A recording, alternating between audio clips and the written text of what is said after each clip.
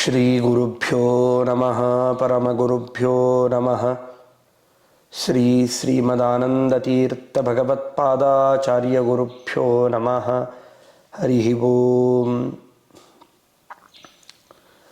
ಮಯಿ ಸ್ಥಿತೋ ಮದಂಗೇಷು ಸ್ವತಂತ್ರೋ ವ್ಯಾಪ್ತವಾನ್ ಹರಿಃ ಸ ವಿಷ್ಣುಶ್ಚಾಸ್ವತಂತ್ರಂ ಮಾಂ ಸ್ವೇಚ್ಛಯಾ ವರ್ತಯತ್ಯಜಃ. ಸ್ವಾತ್ಮನಸ್ತಸ್ಯ ಪೂಜಾಸ್ಯುಃ ಮನೋವಾಕ್ಕಾಯವೃತ್ತಯಃ ಮಮೈತಾಃ ಇತಿ ಕರ್ತಾರಂ ಉದ್ದೇಶ್ಯಂಚ ಹರಿಂ ಸ್ಮರೇತ್. ತತ್ರ ತತ್ರ ಸ್ಥಿತೋ ವಿಷ್ಣುಃ ತತಃ ಶಕ್ತಿ ಪ್ರಬೋದಯನ್ ಏಕ ಏವ ಮಹಾಶಕ್ತಿಃ ಕುರುತೆ ಸರ್ವಮಂಜಸ. ಅಶೇಷವಾಗ್ಜಾಡ್ಯಮಲಾಪಹಂತ್ರಿ ನವಂ ನವಂ ಸ್ಪಷ್ಟ ಸುವಾಕ್ಪ್ರದಾಯಿನಿ ಮಮೇಹ ಜುಫ್ಫಾಗ್ರಸುರಂಗ ನರ್ತಕಿ ಭವಪ್ರಸನ್ನಾ ವದನೆ ಚ ಮೇ ಶ್ರೀಃ. ಬುದ್ಧಿರ್ಬಲಂ ಯಶೋ ಧೈರ್ಯಂ ನಿರ್ಭಯತ್ವಮರೋಗತ ಅಜಾಡ್ಯಂ ವಾಕ್ಪಟುತ್ವಂಚ ಹನುಮತ್ ಸ್ಮರಣಾತ್ ಭವೇತ್. ನಮೋಸ್ತು ತಾತ್ವಿಕಾ ದೇವಾಃ ವಿಷ್ಣುಭಕ್ತಿಪರಾಯಣಾಃ ಭವಂತಶ್ಚ ಪ್ರಪನ್ನೋಹಂ ಭವಂತಶ್ಚ ಕೃಪಾಲವಃ ಧರ್ಮಮಾರ್ಗೇ ಪ್ರೇರಯಂತು ಭವಂತಃ ಸರ್ವ ಏವ ಹಿ. ಸಾಧಿತಾಖಿಲ ಸತ್ತತ್ವಂ ಬಾಧಿತಾಖಿಲ ದುರ್ಮತಂ ಬೋಧಿತಾಖಿಲ ಸನ್ಮಾರ್ಗಂ ಮಾಧವಾಖ್ಯಯತಿಂ ಭಜೆ. ಯಸ್ಯ ವಾಕ್ ಕಾಮಧೇನುರ್ನಃ ಕಾಮಿತಾರ್ಥಾನ್ ಪ್ರಯಚ್ಛತಿ ಸೇವೇತಂ ಜಯ ಯೋಗೀಂದ್ರಂ ಕಾಮಬಾಣಚ್ಛಿದಂ ಸದಾ. ವಿದೋಷಭಾಶ್ಚಿಂತಿತ ಸನ್ಮನೋರಥ ಪ್ರದಸ್ಸುಧಿ ಮಂಡನ ಮಂಡನಾಯಿತಃ ಸದಾ ಮಮ ಅಜ್ಞಾನತಮೋ ವಿನಾಶಕಃ ಶ್ರುತೀಶ ಚಿಂತಾಮಣಿರಸ್ತು ಭೂತಿದಃ. ಪೂಜ್ಯಾಯ ರಾಘವೇಂದ್ರಾಯ ಸತ್ಯಧರ್ಮರತಾಯ ಚ ಭಜತಾಂ ಕಲ್ಪವೃಕ್ಷಾಯ ನಮತಾಂ ಕಾಮಧೇನವೇ. ಮಾತರಃ ಸುಹೃದೋ ನಿತ್ಯಂ ಇಷ್ಟಾಧಿಕಫಲಪ್ರದ ಶ್ರೀ ಸತ್ಯನಾಥ ಗುರವೋ ಜಗತ್ಪೂಜಿತಪಾದುಕಾಃ. ಸತ್ಯಾಭಿಘ್ನಕರಾಬ್ಜೋತ್ಥಾನ್ ಪಂಚಾಶದ್ವರ್ಷಪೂಜಕಾನ್ ಸತ್ಯಪ್ರಮೋದತೀರ್ಥಾರ್ಯಾನ್ ನೌಮಿ ನ್ಯಾಯಸುಧಾರತಾನ್. ಸತ್ಯಪ್ರಮೋದಸಂಜಾತಂ ವಿದ್ವತ್ಕುಮುದಬಾಂಧವಾನ್ ಹಿತೋಪದೇಶಕರ್ತಾರಂ ಸತ್ಯಾತ್ಮಾನಾಂ ಯತಿಂ ಭಜೆ. ಆಪಾದಮೌಲಿಪರ್ಯಂತಂ ಗುರೂಣಾಂ ಆಕೃತಿಂ ಸ್ಮರೇತ್ ತೇನ ವಿಘ್ನಾಃ ಪ್ರಣಶ್ಯಂತಿ ಸಿದ್ಧಂತಿ ಚ ಮನೋರಥಾಃ. ವಿದ್ಯಾಪೀಠವಿಧಾತಾರಂ ವಿದ್ಯಾವಾರಿಧಿಚಂದಿರಂ ವಿದ್ಯಾರ್ಥಿವತ್ಸಲಂ ವಂದೇ ಮಹಾಮಹಿಮಸದ್ಗುರುಂ. ಶ್ರೀ ಗುರುಭ್ಯೋ ನಮಃ. ಹರಿ ಓಂ ಹರಿ ಓಂ ಹರಿ ಓಂ. ವಿಷ್ಣೋಪದಶ್ರಿದ್ಗೌವ್ರಾತೈಃ ಸ್ವಾಂತಧ್ವಾಂತನಿವಾರಕಃ ಶ್ರೀ ಸತ್ಯಸಂಧಸೂರ್ಯೋಯಂ ಭಾಸತಾಂ ನೋ ಹೃದಂಬರೆ. ಶ್ರೀ ಗುರುಭ್ಯೋ ನಮಃ. ಹರಿ ಓಂ. ವಿಷ್ಣು ಸ್ತುತಿಯ ಅರ್ಥಾನುಸಂಧಾನದಲ್ಲಿ ಯಾವ ಪರಮಾತ್ಮ ಈ ಸಮಗ್ರವಾದ ಭೂಮಂಡಲಕ್ಕೆ ಅಧಿಪತಿಯೋ ಅವನ ಆಜ್ಞೆಯಂತೆ ಮಹಾಲಕ್ಷ್ಮೀ ದೇವಿಯೂ ಕೂಡ ಈ ಚರಾಚರಾತ್ಮಕವಾದ ಪ್ರಪಂಚಕ್ಕೆ ಅವಳು ಪ್ರಧಾನವಾಗಿ ರಕ್ಷಕಳು. ಅಂತೆಯೇ ಪರಮಾತ್ಮನ ಅನುಗ್ರಹದಿಂದ ಎಲ್ಲ ದೇವಾನುದೇವತೆಗಳು ಅವರವರು ಮಾಡುವ ಕ್ರಿಯೆಗಳಿಗೆ ಆ ಎಲ್ಲ ದೇವತೆಗಳು ಅನುಗ್ರಹವನ್ನು ಅಪೇಕ್ಷಿಸುವ ಸ್ವಭಾವದವಳು ಈ ಮಹಾಲಕ್ಷ್ಮಿ ಇತ್ಯಾದಿಯಾಗಿ ನಾವು ಹಿಂದಿನ ಚಿಂತನೆಯಲ್ಲಿ ಕೇಳಿದೆವು. ನಂತರದಲ್ಲಿ ಪರಮಾತ್ಮ ನೀನು ಈ ಜಗತ್ತನ್ನೇನೋ ಸೃಷ್ಟಿ ಮಾಡಿದಿ, ಬರೇ ಸೃಷ್ಟಿ ಅಷ್ಟೇ ಅಲ್ಲದೇನೆ ಆಯಾ ಯೋಗ್ಯತೆ ಉಳ್ಳ ಜೀವರಾಶಿಗಳಿಗೆ ಅವರವರು ಮಾಡುವ ಕರ್ಮಗಳಿಗೆ ಅವರವರು ಮಾಡುವ ಸಾಧನೆಗಳಿಗೆ ತಕ್ಕಂತೆ ಅನುಗ್ರಹವನ್ನೂ ನೀನು ಮಾಡ್ತಿ. ಆದರೆ ಇಷ್ಟೆಲ್ಲವನ್ನು ನೋಡುವಾಗ ಸಾಮಾನ್ಯವಾಗಿ ನನ್ನಲ್ಲಿ ಒಂದು ಪ್ರಶ್ನೆ ಬರೋದುಂಟು. ಯಾರು ನಿನಗೆ ಬೇಕಾದವರೋ ಅವರನ್ನೆಲ್ಲರನ್ನ ನಿನ್ನ ಹತ್ತಿರ ಇಟ್ಕೊಳ್ತಿ, ಯಾರು ನಿನಗೆ ಬೇಡ ಅಂತ ಅನಿಸ್ತದೆ ಅವರನ್ನೆಲ್ಲವನ್ನ ದೂರ ಮಾಡ್ತಿ. ಇವನು ನನ್ನವ, ಇವನು ನನ್ನವನಲ್ಲ, ಇವನು ದೇವತೆ, ಇವನು ರಾಕ್ಷಸ, ಇವನು ಅಸುರ, ಹೀಗೆಲ್ಲ ವಿರುದ್ಧವಾಗಿ ಮಾಡುವಂತಹದ್ದು ನಿನಗೆ ಸರಿ ಅನಿಸ್ತದೆಯಾ? ಇಡೀ ಜಗತ್ತೇ ನಿನ್ನಿಂದ ಸೃಷ್ಟವಾದದ್ದು. ಕೇವಲ ಜಗತ್ತು ಸೃಷ್ಟವಾದದ್ದಲ್ಲ, ಜಗತ್ತಿನಲ್ಲಿರುವ ಸ್ವಭಾವಕ್ಕೂ ನಿಯಾಮಕ ನೀನು. ಅವರೆಲ್ಲರೂ ಮಾಡುವಂತಹ ಕ್ರಿಯೆಗಳಿಗೆ ಪ್ರಧಾನ ಪ್ರೇರಕನೂ ನೀನು. ಹೀಗಿರುವಾಗ ಒಬ್ಬರಿಗೆ ಪುಣ್ಯ, ಇನ್ನೊಬ್ಬರಿಗೆ ಪಾಪ, ಇದು ಅಸಮಂಜಸ ಅಂತ ಅನಿಸೋದಿಲ್ವೇ? ಹಾಗಾದರೆ ಅವರವರು ಮಾಡಿದ ಪಾಪಗಳು, ಅವರವರು ಮಾಡಿದ ಪುಣ್ಯಗಳು ಯಾವ ನೆಲೆನೆಟ್ಟಿನಲ್ಲಿ ನಾವು ಅದನ್ನು ಗ್ರಹಿಸಿ ಅವರ ಯೋಗ್ಯತೆಯನ್ನು ಅಳಿಬೇಕು ನಾವು? ಅಂತಿ ಎಲ್ಲ ಪ್ರಶ್ನೆಗಳನ್ನು ಮಾಡಿ ಕೊನೆಗೆ ಪ್ರಾರ್ಥನೆ ಮಾಡ್ತಾರೆ.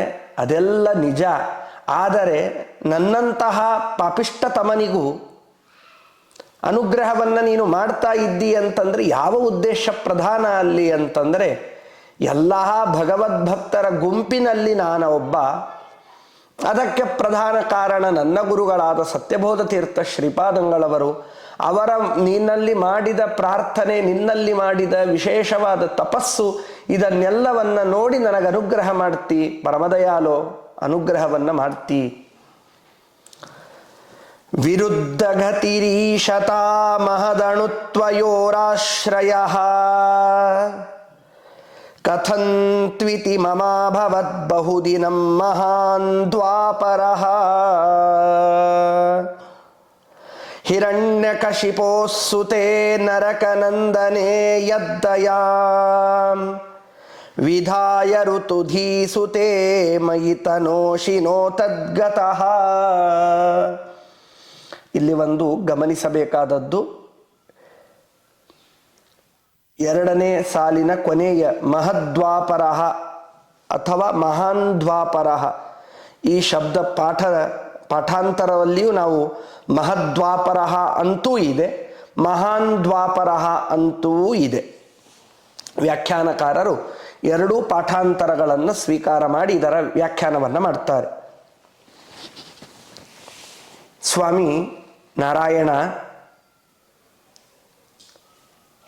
ಅಹರ್ನಿಶವಾಗಿ ನಿನ್ನನ್ನೇ ದ್ವೇಷ ಮಾಡಿದ,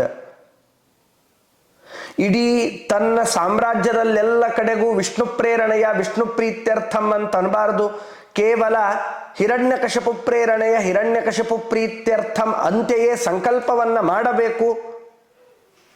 ಯಾವ ಕರ್ಮಗಳು ವಿಷ್ಣುವಿಗಲ್ಲ, ವಿಷ್ಣು ಅವನು ಹೇಳಿ ಇತ್ಯಾದಿಯಾಗಿ ಅನೇಕವಾದ ನಿನ್ನ ಸರ್ವೋತ್ತಮತ್ವದ ಧಕ್ಕೆ ಬರುವ ಅನೇಕ ಘೋಷಗಳನ್ನು ಮಾಡಿದ ಮಹಾನ್ ದುಷ್ಟ ಹಿರಣ್ಯಕಶಪು. ಅಂತಹ ಅಭಕ್ತನಾದ ಆ ವ್ಯಕ್ತಿಯ ಹೊಟ್ಟೆಯಲ್ಲಿ ಹುಟ್ಟಿ ಬಂದ ನಿನ್ನ ಪರಮ ಭಕ್ತನಾದ ಪ್ರಹ್ಲಾದನನ್ನೂ ಅನುಗ್ರಹ ಮಾಡಿದ್ದು ನಾವು ಕಂಡಿದ್ದೇವೆ. ಅದೇ ತರನಾಗಿ ನೀನು ನಿನ್ನ ಪರಮಭಕ್ತರಾದಂತಹ ಕಶ್ಯಪಾದಿ ಋಷಿಗಳು, ಆ ಕಶ್ಯಪಾದಿ ಋಷಿಗಳ ಹೊಟ್ಟೆಯಲ್ಲಿ ಹುಟ್ಟಿ ಬಂದ ಅಭಕ್ತರು ರಾಕ್ಷಸರು, ಅವರನ್ನು ನೀನು ನಾಶ ಮಾಡಿದ್ದು, ಸಂಹಾರ ಮಾಡಿದ್ದೂ ನಾವು ಕಂಡಿದ್ದೇವೆ. ಅಂದರೆ ಇದನ್ನು ನೋಡಿದಾಗ ನಮಗೆ ಸಾಮಾನ್ಯವಾಗಿ ಅನಿಸಿದ್ದು, ಇದೆಲ್ಲದರ ಒಂದೇ ಮತಿತಾರ್ಥ ನಾವೆಲ್ಲರೂ ರೂಢಿಸಿಕೊಳ್ಳಬೇಕಾದದ್ದು, ನಾವು ಮಾಡುವ ಪ್ರತಿಯೊಂದು ಕರ್ಮಗಳಲ್ಲಿ ಭಕ್ತಿಯಿಂದ, ಶ್ರದ್ಧೆಯಿಂದ, ಧರ್ಮದಿಂದ ನಾವು ಕರ್ಮ ಮಾಡಿದರೆ ಪರಮಾತ್ಮ ಅದರಿಂದ ಸಂತುಷ್ಟನಾಗ್ತಾನೆ, ಅನುಗ್ರಹವನ್ನೂ ಮಾಡ್ತಾನೆ. ಆದರೆ ಅವೆಲ್ಲವನ್ನ ನಾವು ಮಾಡುವಾಗ ನನ್ನ ಯೋಗ್ಯತೆ, ನನ್ನ ಅಂತಸ್ತು, ನಾನು ಯಾವ ಜಾತಿಯವ, ನಾನು ಯಾರು ಅನ್ನುವುದನ್ನು ಸರ್ವಥಾ ಪರಮಾತ್ಮ ನೋಡೋದಿಲ್ಲ. ಇದೇ ಮಾತನ್ನೇ ಭಾಗವತದಲ್ಲಿ ಹೇಳುವಾಗ ಅರವಿಂದ ನಾಭ ಪಾದ ವಿಮುಖಾತ್ ಶ್ವಪಚಂ ವರಿಷ್ಠಂ. ಯಾವ ವ್ಯಕ್ತಿ ಅಹರ್ನಿಶವಾಗಿ ಪರಮಾತ್ಮನ ಪಾದಾರವಿಂದಗಳಲ್ಲಿ ರತನಾಗಿ ಇದ್ದು ಬ್ರಾಹ್ಮಣ್ಯಕ್ಕೆ ವಿಹಿತವಾದ 12 ಗುಣಗಳನ್ನೂ ತಾನು ಮಾಡ್ತಾ, ವಿಪ್ರ ದ್ವಿಷಡ್ ಗುಣಯುತಾದ ಅರವಿಂದ ನಾಭ ಪಾದಾರವಿಂದ ವಿಮುಖಾತ್ ಶ್ವಪಚಂ ವರಿಷ್ಠಂ. ಉತ್ತಮ ಕುಲದಲ್ಲಿ ಹುಟ್ಟಿದೆ, ಉತ್ತಮ ಮನೆತನದಲ್ಲಿ ಹುಟ್ಟಿದೆ ಅಂದ ಮಾತ್ರಕ್ಕೆ ನಾನು ಪುಣ್ಯ ಮಾಡಬೇಕು ಅಂತ ಏನೂ ಇಲ್ಲ. ನನ್ನ ಪುಣ್ಯ ಪಾಕ ಪರಿಪಕ್ವವಾಗ್ತದೆ ಅಂತ ಏನೂ ನಿಯಮವಿಲ್ಲ. ಒಬ್ಬ ವ್ಯಕ್ತಿಯ ತಂದೆ ಅವನು ಶ್ರೀಮಂತನಾಗಿ ಇದ್ರೆ ಮಗ ಶ್ರೀಮಂತನಾಗಲೇಬೇಕು ಅಂತೇನೂ ನಿಯಮವಿಲ್ಲ. ಹಾಗೆ ಬ್ರಾಹ್ಮಣ್ಯ ಬಂದಿದೆ, ಉತ್ತಮ ಕುಲದಲ್ಲಿ ಹುಟ್ಟಿ ಬಂದಿದ್ದೇನೆ ಅಂದ ಮಾತ್ರಕ್ಕೆ ನಾನು ಮಾಡುವ ಕಾರ್ಯ ಎಲ್ಲವೂ ಪುಣ್ಯ ಅಂತೇನೂ ಇಲ್ಲ. ಏನೂ ಇಲ್ಲದ ನಿಕೃಷ್ಟ ಜಾತಿಯಲ್ಲಿ ಸ್ಮಶಾನದಲ್ಲಿ ಹೆಣಗಳನ್ನು ಸುಟ್ಟು ಹೆಣದ ಬುರುಡೆಯಲ್ಲಿ ಅನ್ನವನ್ನು ಬೇಯಿಸಿ ಕೃಷ್ಣಾರ್ಪಣ ಅಂತನ್ನುವ ವ್ಯಕ್ತಿಯೂ ಕೂಡ ಯಾವ ಬ್ರಾಹ್ಮಣ್ಯದಲ್ಲಿ ಇದ್ದು ದೇವರ ಪಾದಗಳಿಂದ ವಿಮುಖನಾದ ಯಾವ ವ್ಯಕ್ತಿ ಇದ್ದಾನೋ ಅವನಿಗಿಂತಲೂ ಉತ್ತಮ ಅಂತ ಭಾಗವತ ನಮಗೆ ತಿಳಿಸಿಕೊಡುತ್ತೆ.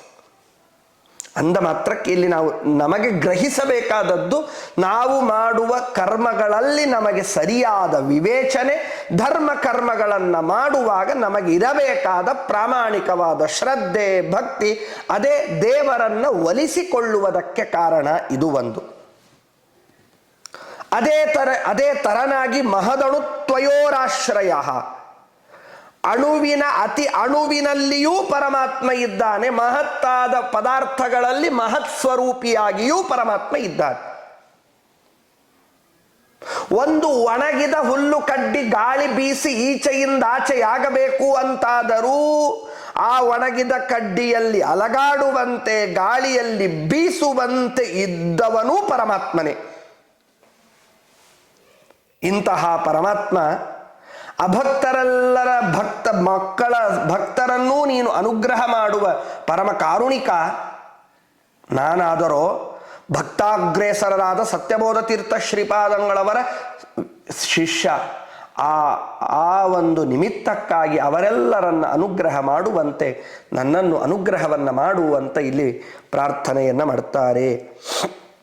ವಿರುದ್ಧ ಗತಿ ಈಶತ ಮಹತ್ ಅಣುತ್ವಯೋ ಆಶ್ರಯ ಕಥಂತು ಇತಿ ಮಮ ಅಭವತ್ ಬಹುದಿನಂ ಮಹಾನ್ ದ್ವಾಪರ ಹಿರಣ್ಯಕಶಿಪೋ ಸುತೆ ನರಕನಂದನೆ ಯದ್ದಯಾಂ ವಿಧಾಯ ಋತುಧೀ ಸುತೆ ಮಯಿ ತನೋಷಿ ನೋ ತದ್ಗತಃ.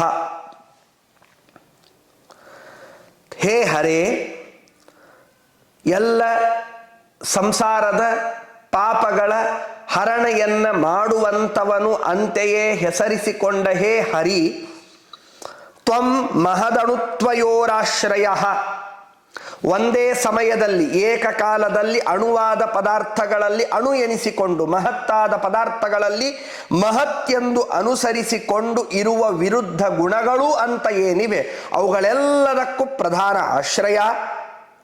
ತ್ವಂ ನಿಷ್ಠಾ ಯಾ ಈಶಿತ, ನಿನ್ನಲ್ಲಿ ಇರುವ ಈ ವಿಧವಾದ ಅಚಿಂತ್ಯದ್ಭುತ ಶಕ್ತಿ ಇನ್ನೊಬ್ಬರಲ್ಲಿ ಸರ್ವತಾ ಹೇಳುವುದಕ್ಕೆ ಸಾಧ್ಯವಿಲ್ಲ. ಇಡೀ ಜಗತ್ತಿಗೆ ಎಲ್ಲದಕ್ಕೂ ಪ್ರಧಾನ ಕರ್ತ, ಧರ್ತ, ಹರ್ತ ನೀನೇ ಆಗಿದ್ದಿ. ಮಮ ಬಹುದಿನಂ, ಯಾವುದನ್ನು ನಾನು ಸಾಮಾನ್ಯವಾಗಿ ಕೆಲವೇ ದಿನಗಳಲ್ಲಿ ಪಡಿಬೇಕು ಅಂತಿತ್ತೋ ಅದನ್ನು ನಾನು ಎಷ್ಟು ಕಷ್ಟಪಟ್ಟರೂ ಕೂಡ ನನಗೆ ಅದನ್ನು ಪಡೆದುಕೊಳ್ಳುವುದಕ್ಕೆ ಸಾಧ್ಯವಾಗ್ತಿಲ್ಲ. ಹೀಗಿರುವಾಗ ಯಾವ ಕಾರಣದಿಂದ ನೀನು ಆ ಅಭಕ್ತನಾದ ಹಿರಣ್ಯಕಶಿಪುವಿನ ಮಗನಾದ ಪ್ರಹ್ಲಾದನನ್ನ ರಕ್ಷಣೆ ಮಾಡಿದಂತೆ ನರಕನಂದನೆ ನರಕಾಸುರನ ಮಗನಾದ ಭಗದತ್ತನಲ್ಲಿ ನೀನು ಹೇಗೆ ಅನುಗ್ರಹವನ್ನು ಮಾಡಿದ್ದೀಯೋ ಅದರಂತೆ ಋತುಧೀ ಸುತೆ ದಯಾಂ ತನೋಷಿ, ಈ ರೀತಿಯಾದ ಸತ್ಯಬೋಧ ತೀರ್ಥ ಶ್ರೀಪಾದಂಗಳವರ ಸಂಜಾತನಾದ ನನ್ನಲ್ಲಿ ದಯಾಂ ತನೋಷಿ, ದಯಾಂ ತನೋಷಿ, ನೀನು ಅನುಗ್ರಹ ಮಾಡುವುದಿಲ್ಲ ಅಂತೆಂದಾದರೂ ನನಗೆ ಸಂಶಯ ಬಂದೀತಾ? ಸಹ ದ್ವಾಪರೇ ಗತಃ, ಆ ಸಂಶಯ ನನಗೆ ಬರೋದಕ್ಕೆ ಸಾಧ್ಯವಿಲ್ಲ. ಯಾಕೆ? ನಾನು ಎಂಥವ? ಅಭಕ್ತರ ಭಕ್ತ ಅಲ್ಲ, ನಾನು ಎಂಥವ? ಭಕ್ತಾಗ್ರೇಸರರಾದ ಸತ್ಯಬೋಧ ತೀರ್ಥ ಶ್ರೀಪಾದಂಗಳವರ ಶಿಷ್ಯ. ಅಂತೆ ನೀನು ನನಗೆ ಅನುಗ್ರಹವನ್ನು ಮಾಡ್ತಿ, ಆ ಕಾರುಣ್ಯವನ್ನು ನನಗೆ ತೋರಿಸ್ತಿ ಅಂತ ಈ ಚಿಂತನೆಯಲ್ಲಿ ನಮಗೆ ತಿಳಿಸಿಕೊಡ್ತಾ ಇದ್ದಾರೆ. ನಂತರದಲ್ಲಿ ಹೇ ಅಕ್ಷರ, ನಾಶರಹಿತನಾದ ಪರಮಾತ್ಮ, ನೀನೇ ಗೀತೆಯಲ್ಲಿ ಹೇಳಿದಂತೆ ಸ್ವಧರ್ಮೇ ನಿಧನಂ ಶ್ರೇಯ ಪರಧರ್ಮೋ ಭಯಾವಹ ಅನನ್ಯಾಶ್ಚಿಂತಯಂತೋ ಮಾಂ ಯೇ ಜನ ಪರ್ಯುಪಾಸತೆ ತೇಷಾಂ ನಿತ್ಯಾಭಿಯುಕ್ತಾನಾಂ ಯೋಗಕ್ಷೇಮಂ ವಹಾಮ್ಯಹಂ ಅನ್ನುವ ನಿನ್ನ ದೃಢವಾದ ಘೋಷವಾಕ್ಯವೇನಿದೆ, ಯಾರು ತಮಗೆ ವಿಹಿತವಾದ ಕರ್ಮಗಳನ್ನು ಮಾಡಿ ತಾವು ಹುಟ್ಟಿದ ಯೋನಿಯ ಸಾಧನೆಯನ್ನು ಪರಿಪೂರ್ಣವಾಗಿ ಮಾಡಿಕೊಳ್ಳದೆ ಯಾವುದ್ಯಾವುದೋ ವ್ಯರ್ಥವಾದ ಆಸೆಗಳಿಗೆ ಭೋಗಗಳಲ್ಲಿಯೇ ರತರಾಗಿ ತಮ್ಮ ಈ ಸಾಧನ ಜನ್ಮವನ್ನು ನಷ್ಟಪಡಿಸಿಕೊಳ್ತಾರೋ ಅಂಥವರ ಮಧ್ಯದಲ್ಲಿ ಅನೇಕ ಜನ, ಕಾನ್ಯಕುಬ್ಜದ ರಾಜ ಅಜಾಮಿಲ ಉತ್ತಮ ಯೋನಿಯಲ್ಲಿ ಹುಟ್ಟಿದರೋ ಏನೇನೋ ಪ್ರಾರಬ್ಧಗಳಿಂದ ಯಾವುದೋ ಕೆಟ್ಟ ಕರ್ಮಗಳನ್ನು ಮಾಡುವಂತೆ ಅವನ ಮನಸ್ಸು ಪ್ರೇರಣೆಯಾಗಿ ಆ ಎಲ್ಲ ಕೆಟ್ಟ ಕರ್ಮಗಳನ್ನು ಮಾಡಿದ ಕೊನೆಗೆ ತನ್ನ ಮರಣದ ಸಂದರ್ಭ ಬಂತು. ತನ್ನ ಮಗನಿಗೆ ನಾರಾಯಣ ಅಂತ ಹೆಸರಿಟ್ಟಿದ್ದ. ಕೇವಲ ತಾನು ಸಾಯುವಾಗ ನಾರಾಯಣ, ನಾನು ದೇಹ ಬಿಡ್ತಾ ಇದ್ದೇನೋ, ಪ್ರಾಣ ಬಿಡ್ತಾ ಇದ್ದೇನೋ, ಒಂದನಿ ನೀರು ಹಾಕುವಂತ ಹೇಳಿದರೆ ಯಾವ ಜೀವಿ ಮಾಡಿದ ಪಾಪದ ನಿಮಿತ್ತ ಯಮಭಟರು ಬಾಗಿಲ ಹೊರಗೆ ನಿಂತು ಇನ್ನೇನು ಜೀವವನ್ನು ಎಳೆದುಕೊಂಡು ಹೋಗಬೇಕೋ, ಕೇವಲ ಇವನು ಮರಣದ ಶಯ್ಯೆಯಲ್ಲಿ ಇರುವಾಗ ನಾರಾಯಣ ಅಂತ ತನ್ನ ಮಗನಿಗೆ ಕರೆದದ್ದರ ನಿಮಿತ್ತ ಮಾಡಿ ವಿಷ್ಣುದೂತರನ್ನ ಕಳಿಸಿ ಅವನನ್ನು ನೇರ ಮೋಕ್ಷಕ್ಕೆ ಕರೆದುಕೊಂಡು ಹೋದಿ. ಇದರಿಂದೇನು ತೋರಿಸ್ತೀಯ? ಸಂತತಂ ಚಿಂತೆಯೇ ನಂತಂ ಅಂತಕಾಲೇ ವಿಶೇಷತಃ.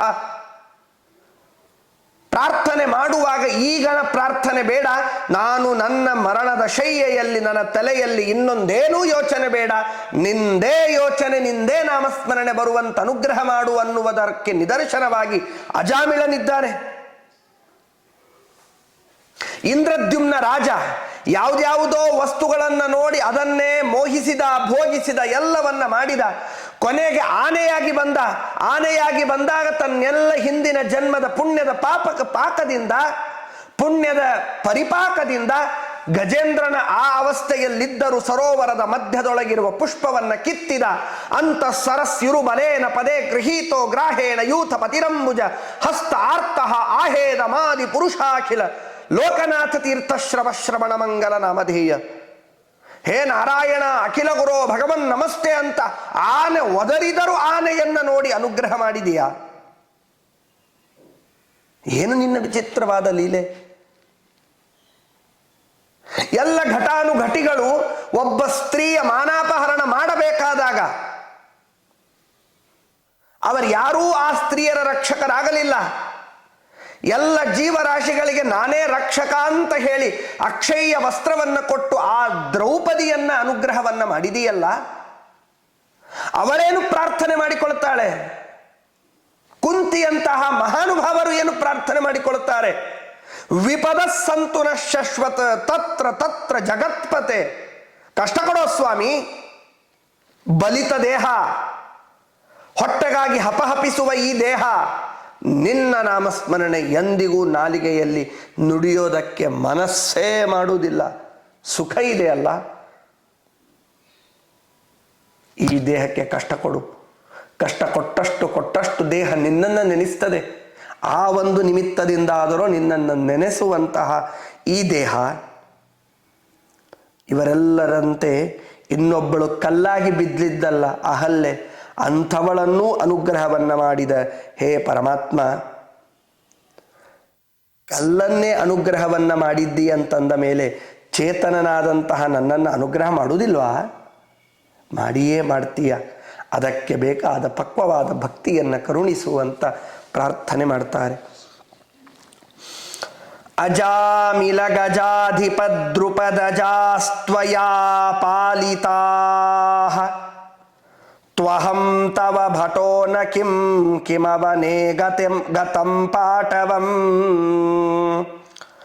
ಗುಣಾಮಯಿ ನಹೀತಿ ವಾ ರಘುಪತೆ ದಯಾಂ ನಾಚರನ್ ಶಿಲಾಕಲುಷನಾಶನೇ ಕೃತ ಕಿಲಾಬಲಾ ಸಾಧನೆ. ಅಜಾಮಿಲ ಗಜಾಧಿಪ ದ್ರುಪದಜ ತ್ವಯಾ ಪಾಲಿತಾ ತ್ವಂ ಅಹಂ ತವ ಭಟಃ ನಃ ಕಿಂ ಕಿಂ ಅವನೇ ಗತಂ ಪಾಟವಂ ಗುಣ ಮಯಿ ನ ಹಿ ಇತಿ ವಾ ರಘುಪತೆ ದಯಾಂ ನಾಚರನ್ ಶಿಲಾ ಕಲುಷ ನಾಶನೆ ಅಕೃತ ಕಿಲ ಅಬಲಾ ಸಾಧನೆ. ಅಜಾಮಿಳ ಗಜಾಧಿಪ ದ್ರುಪದಜ, ಅಜಾಮಿಳ, ಗಜೇಂದ್ರ, ದ್ರೌಪದಿ ಇವರೇ ಮೊದಲಾದವರು ತ್ವಯಾ ಪಾಲಿತ ನಿನ್ನಿಂದ ರಕ್ಷಿಸಿಕೊಳ್ಳಲ್ಪಟ್ಟವರು. ಹೀಗಿರುವಾಗ ಅಹಂ ತವೋ ಭಟೋನ ಕಿಂ, ಅವರಷ್ಟೇ ನಿನ್ ಭಕ್ತರ ನಾನಿನ್ ಭಕ್ತ ಅಂತ ಆಗುದಿಲ್ವಾ? ತಥಾಪಿ ತ್ವಯಾ ನ ಪಾಲಿತಃ, ಅವರೆಲ್ಲರನ್ನ ಹೇಗೆ ರಕ್ಷಣೆ ಮಾಡಿದಿ ಮತ್ತು ನನ್ನನ್ನು ಯಾಕೆ ಈ ಸಂಸಾರದ ಬಂಧನದಲ್ಲಿ ನೂಕಿದಿ ಸ್ವಾಮಿ? ಒಬ್ಬ ಭಕ್ತ ತನ್ನ ಸ್ವಾಮಿಯಾದ ಪರಮಾತ್ಮನನ್ನ ನಾರಾಯಣನಲ್ಲಿ ಕೇಳುವ ಸವಾಲು ನೋಡಿ. ಆ ಸವಾಲು, ಆ ಪ್ರಶ್ನೆ ಮಾಡಬೇಕಾದರೂ ನಮ್ಮಲ್ಲಿಯ ಯೋಗ್ಯತೆಯೂ ಕೂಡ ಪ್ರಧಾನವಾಗಿ ಇದ್ದದ್ದು. ಇಂತಹ ಅನೇಕ ಜನರನ್ನ ರಕ್ಷಣೆ ಮಾಡಿದಂತೆ ನೀನು ನನ್ನನ್ನು ಯಾಕೆ ರಕ್ಷಣೆ ಮಾಡಿಲ್ಲ? ನೀನು ರಕ್ಷಣೆ ಮಾಡಿಯೇ ಮಾಡ್ತೀಯಾ? ಹೇ ರಘುಪತೆ, ನನಗೆ ಹೀಗನಿಸ್ತದೆ, ಅವರೆಲ್ಲರಲ್ಲಿಯೂ ಇರುವ ಗುಣ ನನ್ನಲ್ಲಿ ಇಲ್ಲ ಅಂತ. ಮಯಿ ಗುಣ ನ ಸಂತೀತಿವ, ನನ್ನಲ್ಲಿ ನಿನ್ನಿಂದ ಯಾವ್ದ್ಯಾವುದು ಚೆಕ್ ಲಿಸ್ಟ್ ಇದೆ, ನೀನು ಇಂಥವರನ್ನ ರಕ್ಷಣೆ ಮಾಡ್ತಿ, ಇಂಥವರನ್ನ ರಕ್ಷಣೆ ಮಾಡುವುದಿಲ್ಲ ಅಂತ ಹೇಳಿ ನೀನು ಮಾಡಿಕೊಂಡ ಒಂದು ಏನು ಚೆಕ್ ಲಿಸ್ಟ್ ಇದೆ, ಒಂದು ಏನು ಯೋಗ್ಯತೆಯ ಒಂದು ಸಲತಿ ಇದೆ, ಅದರಲ್ಲಿರುವ ಗುಣಗಳು ನನ್ನಲ್ಲಿ ಇಂಥ ಇಲ್ಲ ಅಂತ ನೀನು ನನ್ನನ್ನು ರಕ್ಷಣೆ ಮಾಡ್ತಿಲ್ವಾ? ಹೇ ರಘುಪತೆ, ಹೇ ರಾಮಚಂದ್ರ, ಶಿಲಾ ಕಲುಷನಾಶನೆ, ಪತಿಶಾಪದ ನಿಮಿತ್ತದಿಂದ ಕಲ್ಲಾಗಿ ಬಿದ್ದ ಅಹಲ್ಯೆ ಅವಳು ತನ್ನ ಕಲುಷನಾಶನೆ ದೋಷನಾಶಕದಲ್ಲಿ ಕಿಮಕೃತ, ಏನು ಮಾಡಿದಳು? ಅವಳನ್ನ ನೀನು ಹೀಗೆ ನಿನ್ನ ಪಾದಸ್ಪರ್ಶದಿಂದ ಮೂರ್ತಿಮಂತವಾದ ದೇಹವನ್ನು ಮಾಡಿದೀಯಲ್ಲ. ಹೀಗನಿಸ್ತದೆ ಇವರೆಲ್ಲರೂ ನಿನ್ನಲ್ಲಿ ಮಾಡಿದ ಪ್ರಾಮಾಣಿಕವಾದ ಭಕ್ತಿ, ಅದನ್ನು ನೀನು ಮೆಚ್ಚಿದ್ದಿ. ಅಂತಹ ಭಕ್ತಿಗಳನ್ನೂ ನನ್ನಲ್ಲಿ ಅನುಗ್ರಹಿಸು. ಇದೇ ಮಾತನ್ನೇ ತಾತ್ಪರ್ಯ ನಿರ್ಣಯದಲ್ಲಿ ಹೇಳ್ತಾರೆ. ಅಹಲ್ಯ ವಿಷಯದಲ್ಲಿ 4ನೇ ಅಧ್ಯಾಯದಲ್ಲಿ ಇದನ್ನು ತಿಳಿಸ್ತಾರೆ. ಪ್ರಾಯಶಃ ಅಥೋ ಅಹಲ್ಯಾಂ ಪತಿನಾ ವಿಷಪ್ತಾಂ ಪ್ರದರ್ಶನಾದಿಂದ್ರ ಕೃತಾಶಲೀಕೃತಾಂ ಸ್ವದರ್ಶನಾನ್ ಮಾನುಷತಾಮುಪೇತಾಂ ಸುಯೋಜಯಾಮಾಸ ಸ ಗೌತಮೇನ. ಅಂತಹ ಮಹಾಭಗವದ್ಭಕ್ತರನ್ನು ಅನುಗ್ರಹ ಮಾಡಿದ ನಿನಗೆ ನನ್ನಂತಹ ಒಬ್ಬ ಭಕ್ತರನ್ನು ಅನುಗ್ರಹ ಮಾಡುವುದಕ್ಕೆ ನೀನು ಹಿಂದೆ ಮುಂದೆ ವಿಚಾರ ಮಾಡ್ತೀಯ? ಸರ್ವಥಾ ಇಲ್ಲ. ಅನುಗ್ರಹ ಮಾಡಿಯೇ ಮಾಡ್ತೀಯ. ಆ ಅನುಗ್ರಹ ಪಡೆದುಕೊಳ್ಳುವ ಯೋಗ್ಯತೆ ನಾವು ಸಂಪಾದನೆ ಮಾಡಬೇಕು. ವಿನಾ ವ್ಯರ್ಥವಾಗಿ ದೇವರನ್ನು ನಿಂದನೆ ಮಾಡೋದಲ್ಲ, ಗುರುಗಳನ್ನು ನಿಂದನೆ ಮಾಡೋದಲ್ಲ. ಪ್ರಾಮಾಣಿಕವಾದ ಆರ್ತವಾದ ಪ್ರಾರ್ಥನೆ ನಮ್ಮಲ್ಲಿ ಬರಬೇಕು ಅನ್ನುವ ಚಿಂತನೆಯನ್ನು ಇಲ್ಲಿ ತಿಳಿಸಿಕೊಡುತ್ತಾರೆ. ಶ್ರೀಕೃಷ್ಣಾರ್ಪಣಮಸ್ತು. ಹರಯೇ ನಮಃ.